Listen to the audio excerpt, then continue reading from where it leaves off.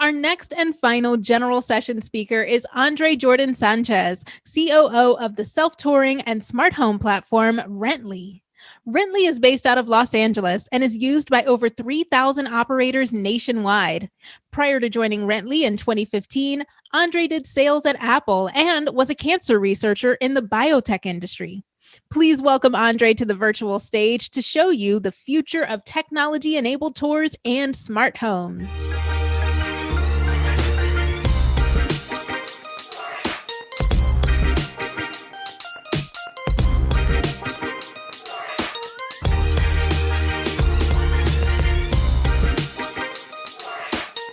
Thank you so much for the warm welcome, and thanks RETCON for having me and for having Rently present at this year's first RETCON.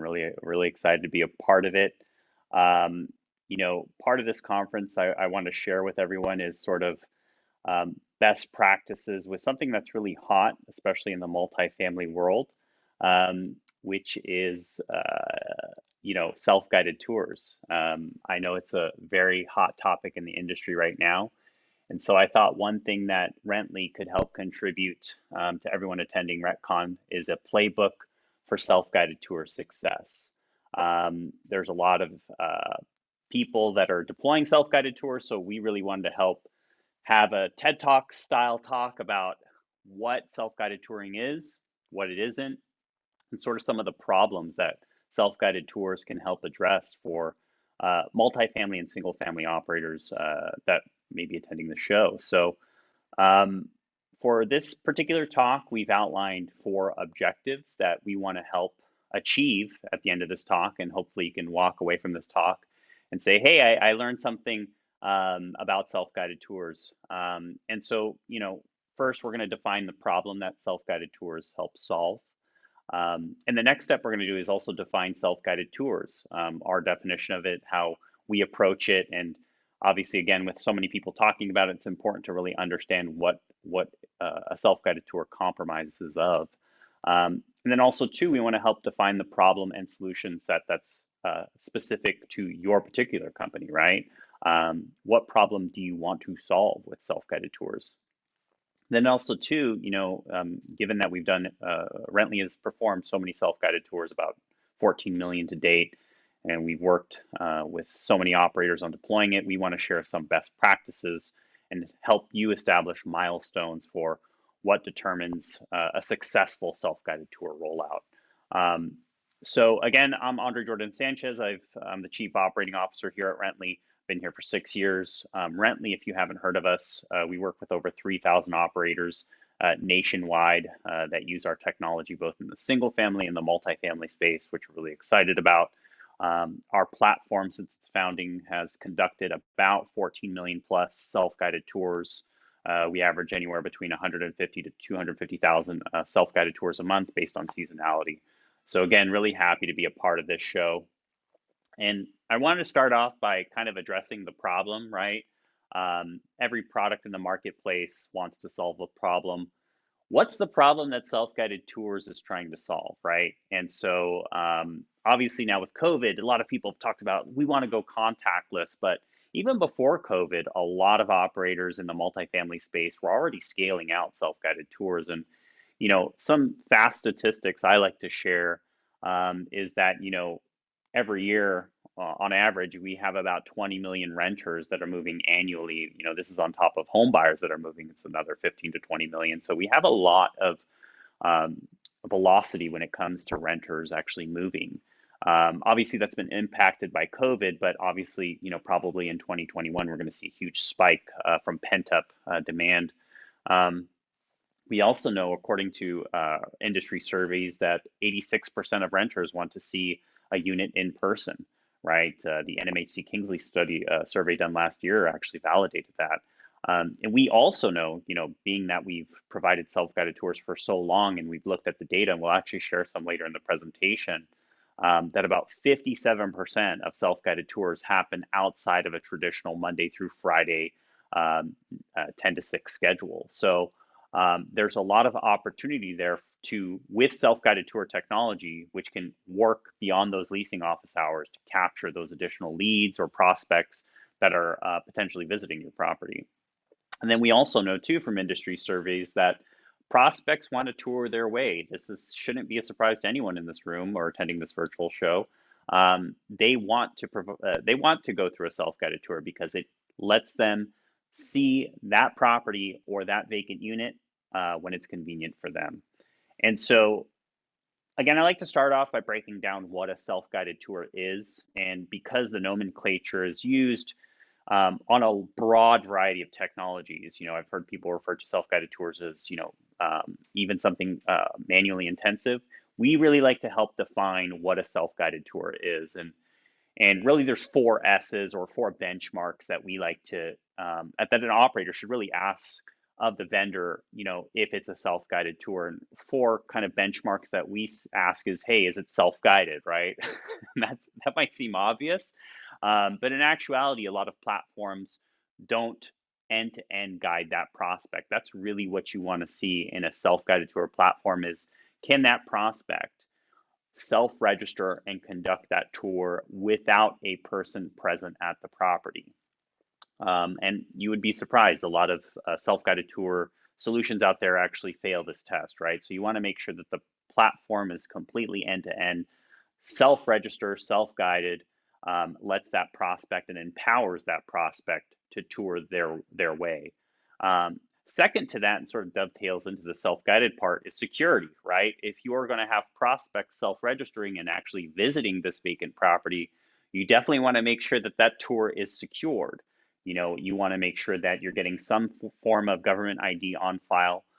You also too want to understand how that government ID is vetted. Is it through matching a static selfie, or is it using a system where it's using a live selfie? Is it in correspondence with other credentials that prospect puts on file? So these are really big requirements. You don't want to just hand out access to anyone. Third thing I like to ask is sync, right? And you should be asking this too, is how does this technology sync with your existing software platforms and your existing access technologies, right? If you're scoping out a self-guided tour and it requires this huge investment or retrofit, is that the right solution for all of your properties?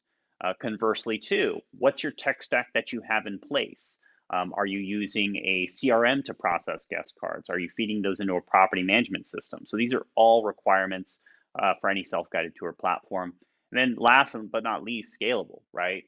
We get operators that approach us and they've done something in-house, but they've hit limitations on scaling across portfolio-wide rollouts. Scalable, again, is really important for you. If you're going to pilot self-guided tours, you want to make sure you can roll it out to the rest of your portfolio. So really important metrics that you should ask yourself. And then taking it from a higher level to more granular level, right? What comprises a self-guided tour solution set? Well, there's a hardware and there's a software component. So let's start with the software component, right? Your prospect is visiting this community that has self-guided tours. What does that mean? Well, that means that prospect should be able to check into the property, should be able to see those amenities, and should be able to get community information about that specific property as well. And so you can get an example here of how a prospect can select a unit, see the amenities, and actually instantly tour that property. So typically, email isn't sufficient, especially with some of the more complex properties that we work with. You really want to guide that prospect, and more importantly, without an app required, right? You don't want to force someone to download an app. People get app fatigue. So there's definitely a software component to this self-guided tour technology as well. And then, of course, more importantly, too, is the hardware component, right? How is that prospect going to get access to the various parts of your community? And so, this is where you can use a variety of solutions, right? Things that you want to scope out is things like smart lock boxes versus smart locks versus smart home, right? And there's trade-offs to each, right? Smart lock box, really fast to deploy, no retrofit required, has huge benefits. And then other operators, and again, this depends on the problem you want to solve, which we'll get into, is, hey, we actually want to provide more IoT-based solutions as an amenity to prospects and then hand it off to the resident as well. So making sure that you understand the hardware components and how the self-guided tour technology is going to work with those on site is really key. And also understanding too how you would retrofit a property if that is the path you want to go down. Are you going to do smart locks? Are you going to do smart home? Are you going to amenitize it? How are you going to amenitize it? So those are really important asks of your vendor when you're scoping out self-guided tours, right? Making sure you're successful when you're vetting out all the vendors. Um, Now, a really fun thing that I like to kind of talk about is I love data. And anyone who's seen one of my presentations knows I'm such a data geek, so I always love to include a heat map or data point. But one thing that we like to look at is who is self-touring, right? And so one question I would ask of everyone in the audience that's watching this virtually is take a second to think about who you would suspect is the primary persona that is conducting a self-tour, right? Um, and I want you to think about that second, and I want you to look at this graph. You are probably thinking that it's something that younger demographics trend towards too. We actually performed a simple random sample of about 10,000 Rently users. We just plucked 10,000 Rently users and said, what is the age group that is actually doing the self-guided tour? We found, and as you can see on the screen right now, that a majority of the people performing self-guided tours are either 25 to 34, 35 to 44, or 45 to 54. Those are the three largest age groups that are conducting self-guided tours. I would tend to think, as probably most of you did, that it's primarily driven by millennials, 18 to 24-year-olds. But in actuality, it's quite more focused on older demographics because they just want to actually perform that self-guided tour. So that's just a really interesting piece I like to share with everyone. Um, Another big question too is when people are performing self-guided tours, right? When are they actually doing it? And what I mean by that is what times, what days. There's always a question of should I use self-guided tours during office hours? Should I use it after office hours? And this ties into the problem you want to solve, which we'll talk about later. But we just, again, did a simple random sample. We plucked, I think this is 500,000 self-guided tours, and we just said, hey, when is the time frame that people actually perform and conduct a self-guided tour? As you can see here, the military time is on the left, right? You see 8 a.m. to 20, which is 8 p.m. You see that there's a ton of self-guided tours that are happening on Saturday, Sunday, and after hours. So, sometimes people think, oh, self-guided tours, it's only a solution for COVID. But as you can actually see, even before COVID hit, we were seeing so much activity on Saturdays, Sundays. And again, when you're looking at your community leasing office hours, I would compare what you're seeing here to when your leasing office hours are open, right? Usually it's Monday through Friday. Maybe you have a half day Saturday. Maybe you're closed on Sunday. So this is really interesting. And we found that a lot of users see when self-guided tours happen and actually adjust their office hours too, which is really neat to see too. So this is something I like to show people to really emphasize the fact that self-guided tours happen a lot when that leasing office is closed. One thing I also want to mention too is how is a self-guided tour different from a virtual tour, right? And again, this is something we're all learning about self-guided tours in the multifamily space. It's relatively new, but we like to help define and guide people that do ask that question too. So virtual tour is a bit different from self-guided tours. They're a bit complementary as well, right? So virtual tours, you're typically using something like a Zoom, like we're using today, or any sort of FaceTime or anything like that to show a prospect and give them a sense of the community. Whereas a self-guided tour, again, and this is really important, is that this technology allows a prospect to physically visit that property. I don't know if you remember, we had that 86% stat at the beginning of the presentation where 86% of people want to tour and want to see the property they're going to move into. This is how self-guided tours really differentiate themselves. You can obviously use both, but the takeaway I like to paint for people is, virtual tours allow you to see a community. A self-guided tour allows a prospect to experience a community, which is really important in multifamily too, because again, you want to highlight those amenities. Those are huge distinguishing factors and really help you paint the best picture for a prospect that wants to close on that property. So we're talking about the playbook, right? So obviously you're going to be vetting out, vendors, and you want to understand, what should you consider when evaluating a self-guided tour vendor, right? These are questions that you should ask of everyone that you're scoping out.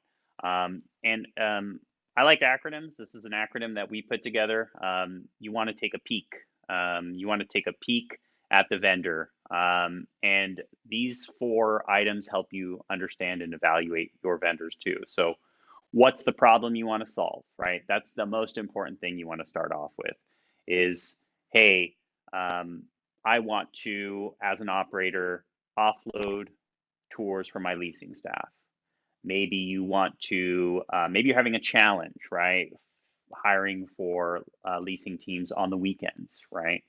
Um, Maybe you just want to provide contactless touring. These are all things you really want to internalize and understand what problem that you as an operator want to solve. Um, Also, too, you want to evaluate the vendors too. And this is something that you really want to do a great job of asking the tough questions, right? How do you secure the tour? What are you asking for from a prospect?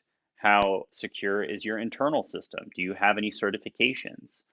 Are you CCPA compliant is a question that we get all the time, right? And so making sure that that prospect data is not resold and that it's secure.